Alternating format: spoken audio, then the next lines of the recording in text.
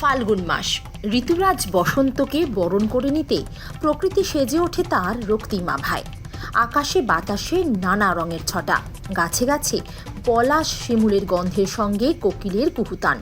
উন্মুক্ত প্রকৃতি যেন সেজে ওঠে এক অন্য রূপে। আর প্রকৃতির এই মাতাল করা রূপে মুগ্ধ হয়ে আপামোর বাঙালি মেতে ওঠে বসন্ত উৎসবের আনন্দে। রাজ্যের অন্যান্য জেলার সঙ্গে পাল্লা দিতে এবার এই প্রথম উত্তরবঙ্গের ধূপগুড়িতে আয়োজিত হতে চলেছে ঐতিহ্য প্রাচীন তারেয়া ফেলা ও রাখাল সেবা উৎসব। লোকমুখে শোনা যায় একসময় উত্তরবঙ্গের গ্রামগঞ্জে তারেয়া ফেলার মধ্যে দিয়ে শীতকে বিদায় জানিয়ে বসন্তকে আহ্বান করার এক প্রাচীন রীতি ছিল। কিন্তু বর্তমানে আধুনিকতার ছোঁয়ায় সেই প্রাচীন রীতিরেওয়াজ আজ প্রায় বিলুপ্তির পথে। এবার সেই হারিয়ে যাওয়া রীতিকে পুনরুজ্জীবিত করতে বৃহস্পতিবার এই উৎসবের আয়োজন করা হয় ধূপগুড়ির কালীরহাট সংলগ্ন দেবীডাঙ্গা এলাকায়।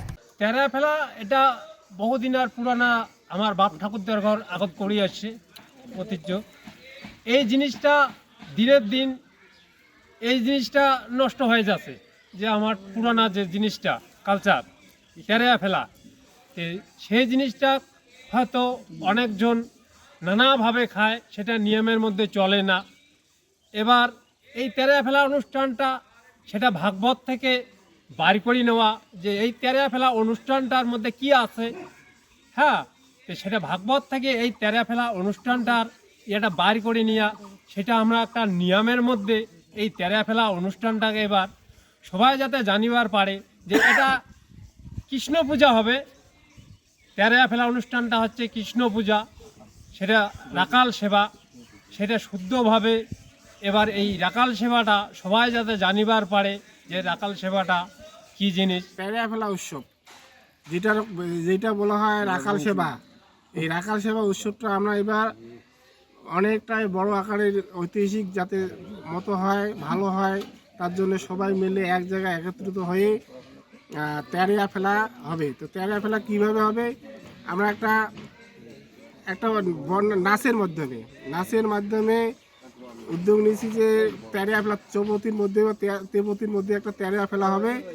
আর এটা যেন উত্তরবঙ্গের বুকে, সারা পশ্চিমবঙ্গের বুকের জন্য একটা রাজবংশী সম্প্রদায়ের একটা নজিরবিহীন একটা দৃষ্টি আকর্ষণ পায়। আমরা চাই যতগুলো আমাদের রাজবংশীর কৃষ্টি আছে এগুলো অনেকগুলা ধূলিসাৎ হয়ে যাচ্ছে, কিন্তু এটা আমরা নতুনভাবে উদ্যোগ নিয়েছি তেরা ফেলা উৎসব রাখাল সেবা। মূল আকর্ষণ হিসাবে থাকছে প্রাচীন রীতি মেনে গবাদি পশু স্নানের মাধ্যমে শুরু হবে এই উৎসব। এরপর থাকছে গীতা পাঠ ও রাখাল সেবা। উৎসব ঘিরে রীতিমতো সেজে উঠেছে দেবীডাঙ্গা এলাকা। ব্যুরো রিপোর্ট, জনতার কথা। জনতার কথা, সত্য সবার আগে। শুধু খবর নয়, জনতার সত্য তুলে ধরব আমরা। তাই অন্যান্য সব খবর জানতে চ্যানেলটিকে সাবস্ক্রাইব করুন। আর আপনার কাছে যদি ফেসবুকে খবরটি পৌঁছায় তাহলে অবশ্যই পেজটিকে ফলো করুন।